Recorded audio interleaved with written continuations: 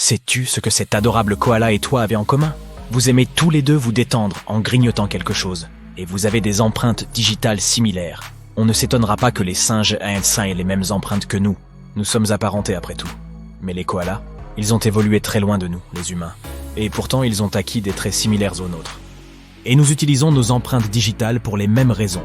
Elles nous servent à attraper, tenir et manipuler des objets, et à percevoir les textures et les formes qui nous entourent de manière précise. Nous saisissons notre manette Xbox pour nous amuser un moment.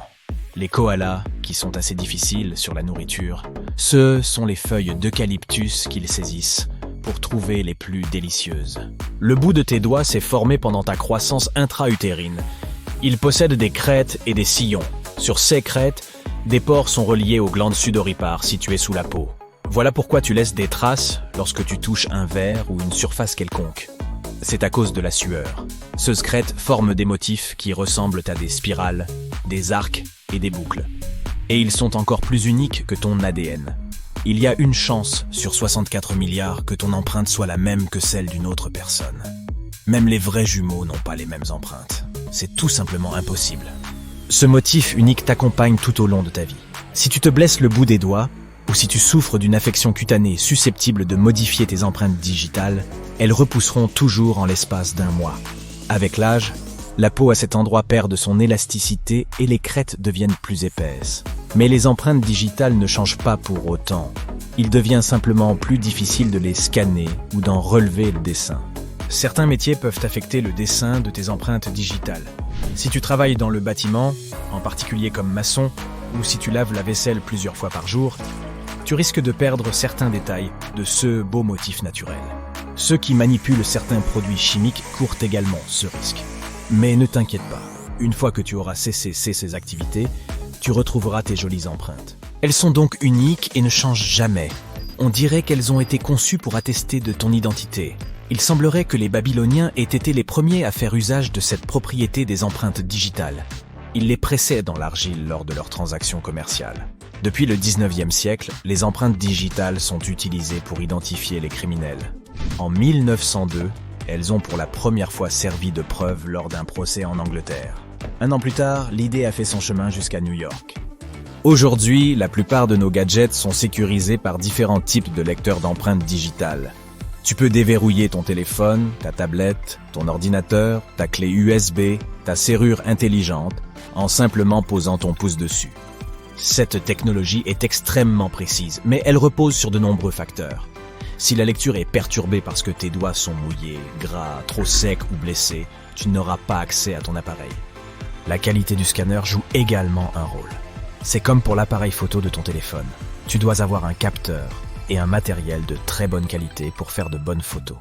Pour les utilisateurs, la technologie d'identification par empreinte digitale est impeccable. Si tu enregistres ton pouce dans ton système, tu ne pourras pas le déverrouiller avec ton index. À un niveau plus professionnel, des erreurs peuvent se produire. Il arrive qu'un système ne parvienne pas à identifier un doigt enregistré ou qu'il identifie par erreur un doigt qui n'a pas été enregistré.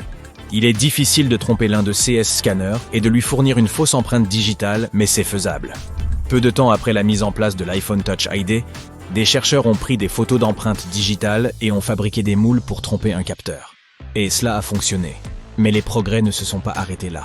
Les smartphones sont désormais équipés de capteurs d'empreintes à ultrasons, qui sont plus sûrs.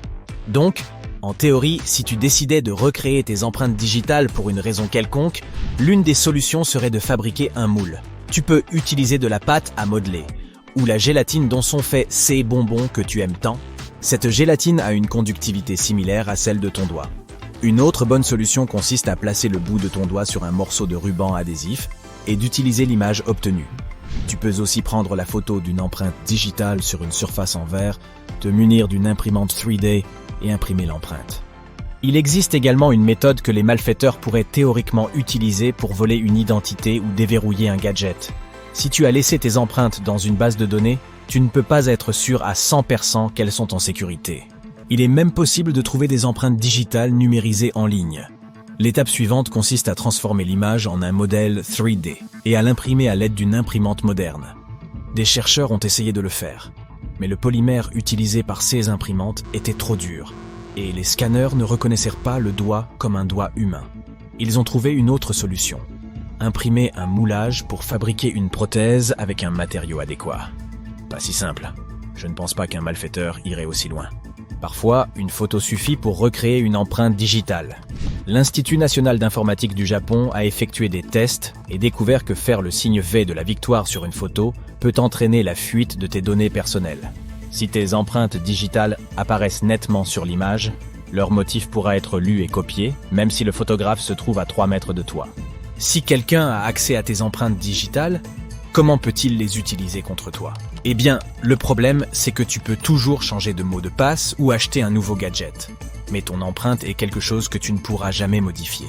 Les malfaiteurs auront donc accès à ton identité de manière permanente. Ils pourront l'utiliser pour déverrouiller tes appareils, effectuer des opérations bancaires et accéder à ton portefeuille numérique, à ton courrier, à ton dossier médical et à d'autres données sensibles. Ils pourront faire des achats en ligne ou accéder au bâtiment où tu travailles. La bonne nouvelle, c'est qu'il est très difficile de reconstituer ce motif. Les criminels auraient probablement besoin de plus qu'une simple photo ou qu'un moulage pour faire toutes ces choses. Si tout ce que je viens de te dire ne t'effraie pas, tu peux même commander des bijoux personnalisés avec ton empreinte. C'est de plus en plus populaire. Logique.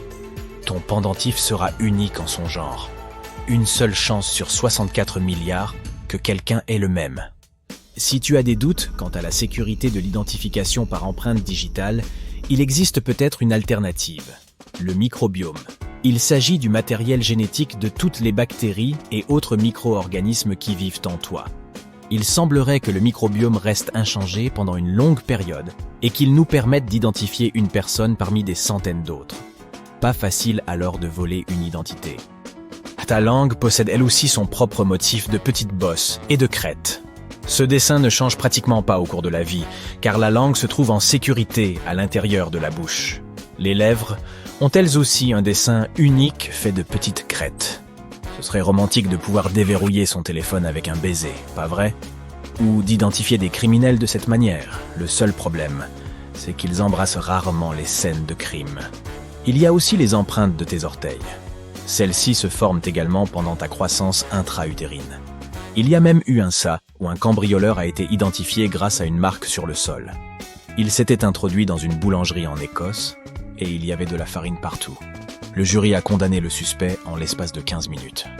Tu n'y as probablement jamais pensé, mais les oreilles se révèlent, elles aussi, être des parties du corps uniques à chaque personne. Tu sens toutes ces courbes et ces crêtes sur le bord de ton oreille? Personne d'autre au monde ne possède les mêmes oreilles que toi. Déverrouiller ton téléphone avec un scan de ton oreille serait logique. On le fera peut-être un jour.